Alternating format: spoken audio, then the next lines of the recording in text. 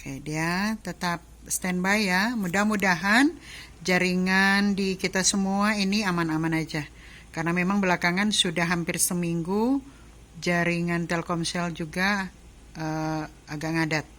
Tapi tidak mengapa, pokoknya kita tetap semangat saja. Baik, kali ini Dea Frisila Sadinda akan mempresentasikan hasil ulasan buku bidang ekonomi sesuai dengan bidang ilmu yang mereka geluti. Oke Dea, disilakan nak. Ya, terima kasih atas kesempatan. Saya akan mengulas buku yang berjudul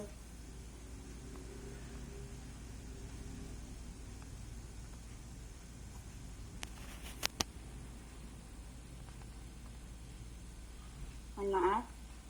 Ya, ini saya akan mereview buku yang berjudul Manajemen Pemasaran, Analisis Perilaku Konsumen. Di sini saya akan membahas ada lima tahap, yaitu pertama identitas, yang kedua orientasi, yang ketiga tafsiran isi, yang keempat evaluasi, dan yang terakhir rangkuman. Identitas. Judul Manajemen Pemasaran, Analisis Perilaku Konsumen. Pengarang Prof. Dr. Basu Swasta Darmesta dan Darmesta MBA dan Dr. Hani Handoko MBA. Penerbit BPFE Yogyakarta. Hak dilindungi oleh undang-undang. Tahun terbit 2012. Edisi pertama. Luas 23 x 15 cm, berat 110 gram, tebal 0,9 cm. Jumlah halaman 141 halaman. Halaman angka Romawi 8, halaman angka Romawi titik 4, halaman angka bilangan 132 halaman. Nomor ISBN 9786025200236. Harga. Di sini saya tidak menulis harga karena buku ini sudah lama ya. Jadi kira-kira kisaran buku ini 35 sampai 40 ribu. Orientasi.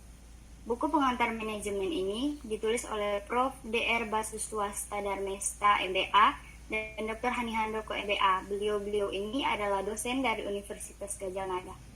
Prof. Basu Swasta Darmesta mendapat gelar doktorandus di Universitas Gadjah Mada tahun 1976, Master of Business Administration di Northwestern State University, USA tahun 1984, dan Doctor of Philosophy di University of Strathclyde, UK tahun 1992. Dan Dr. Hani Handoko mendapat gelar doktorandus di Universitas Gadjah Mada tahun 1981, Master of Business Administration di State University of New York tahun 1987, dan Doctor of Philosophy di University of Kentucky, USA tahun 1991. Lewat buku ini, penulis ingin membahas tentang perilaku konsumen sebagai pengetahuan bagi manajer pemasaran maupun orang awam dalam menentukan strategi pemasaran. Buku ini sangat berguna untuk dimiliki oleh yang baru merintis usaha maupun yang sudah lama dalam berbisnis. Tafsiran isi. Buku ini membahas tentang pemasaran dan lebih ke bagaimana mengerti akan perilaku dan keinginan konsumen.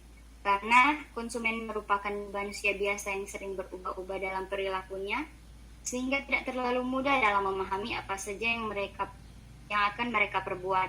Oleh karena itu, tinjauan perilaku konsumen dalam mengembangkan strategi pemasaran dapat dikatakan susah-susah gampang.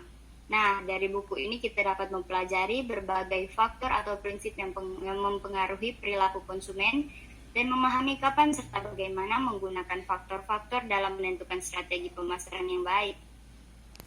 Buku ini dibagi menjadi 6 bab yang secara keseluruhan menunjukkan bahwa pemahaman tentang perilaku konsumen itu menjadi bagian dari pemahaman tentang manajemen pemasaran. Buku ini juga tidak mengabaikan pembahasan tentang konsumen atau industri atau industri pasar yang dibahas dalam bab 2 dan bab 5. Inti dari pembicaraan perilaku konsumen dibahas pada bab 3 dan 4 yang menyangkut faktor eksternal dan internal. Timbulnya faktor-faktor eksternal dan internal tersebut menimbulkan perilaku yang diungkapkan pada proses pembelian yang dibahas pada bab 5. Dan pada bab 6 dibahas implikasi perilaku konsumen pada strategi pemasaran perusahaan. Evaluasi. Karena buku ini ditulis oleh 2 orang hebat yang tentunya disertai dengan penelitian yang mereka lakukan, tentu dapat dipercaya karena tidak berdasarkan opini penulis saja. Buku ini mempunyai kelebihan, contohnya pembahasan yang dipaparkan dalam buku ini singkat dan tidak terlalu bertele-tele, tetapi tidak mengurangi ilmunya. Serta terdapat juga gambar-gambar dan tabel sehingga sang pembaca bisa mengerti karena sudah diilustrasikan dalam bentuk gambar dan tabel-tabel tersebut. Teman-teman dan Inci bisa melihat di sebelah kanan sini saya sudah menaruhkan gambar yang ada di buku tersebut, tapi hanya beberapa. Akan tetapi, yang saya tidak suka dari buku ini adalah bagian sampul bukunya yang dimana terdapat gambar industri atau pabrik. Memang dalam buku ini, saya back ke slide sebelumnya, bisa dilihat di sini. Saya lihat ya buku. Bahwa di sini terdapat gambar industri atau pabrik. Memang dalam buku ini ada bab yang memuat tentang industri, tapi kan lebih banyak membahas tentang manajemen pemasaran dan perilaku konsumen.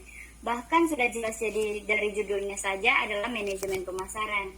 Saya tidak tahu ini disadari atau tidak, tetapi kebanyakan orang menilai suatu barang, apalagi buku, dari luarnya saja. Misalkan orang melihat buku ini tanpa melihat judulnya, maka orang akan mengira bahwa buku ini dalamnya membahas tentang industri atau pabrik karena sampulnya yang terdapat gambar industri.